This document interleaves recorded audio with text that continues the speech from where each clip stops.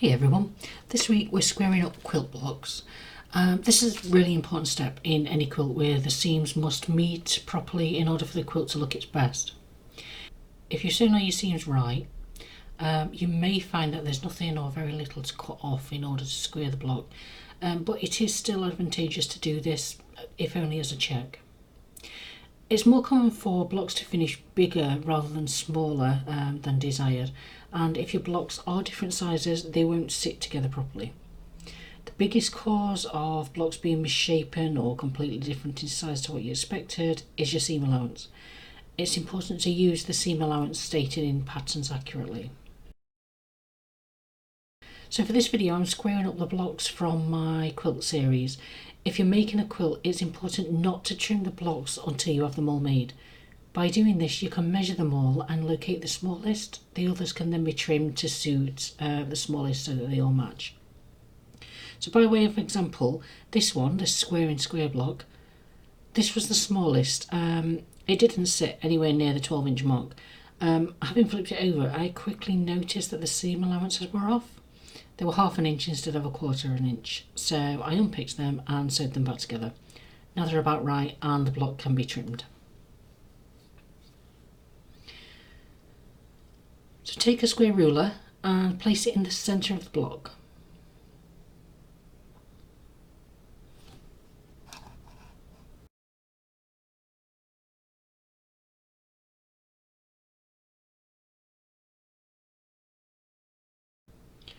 You can either mark the area to be cut off with a heat erasable pen, or simply cut through with a rotary cutter against the ruler.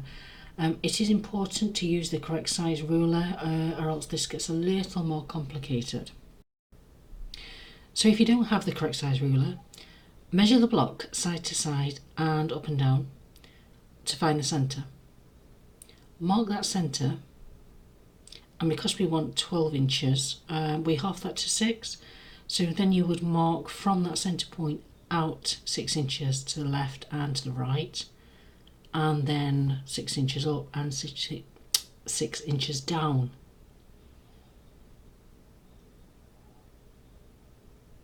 You can then draw your lines in and cut off the excess.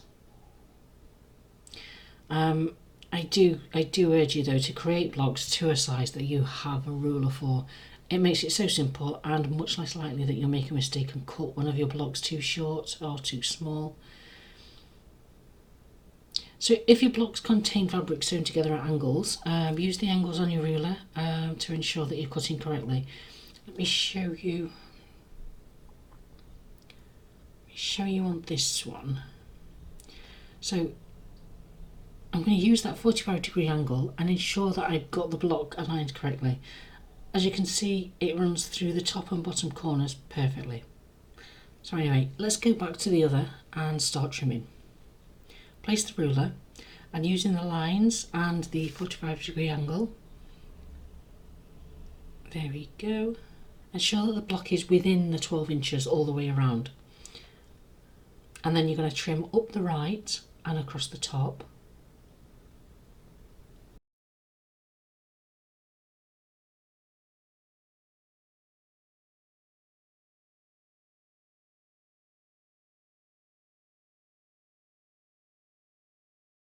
Then rotate the fabric, turn the fabric twice. 2 turns means that the left and bottom edges are now cut perfectly and can be used as a gauge to cut the next 2 edges. So the 2 you cut previously will now be your left and bottom edge. Place the ruler on 12 inches both across the bottom and up that left edge, and then trim any excess off from the right hand side and up across the top again.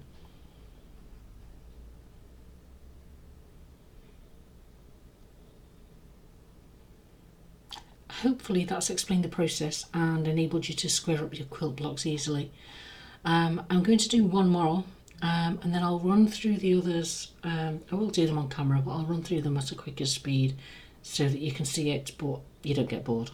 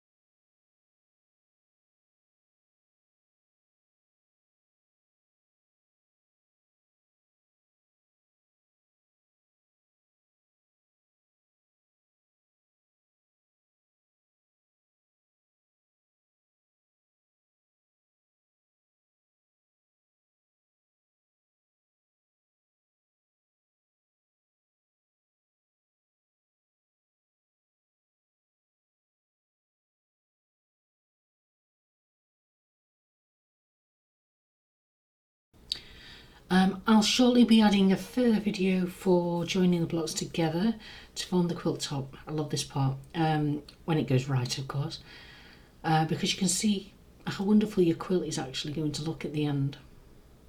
So for now, thanks for watching and I'll see you next time. Happy sewing.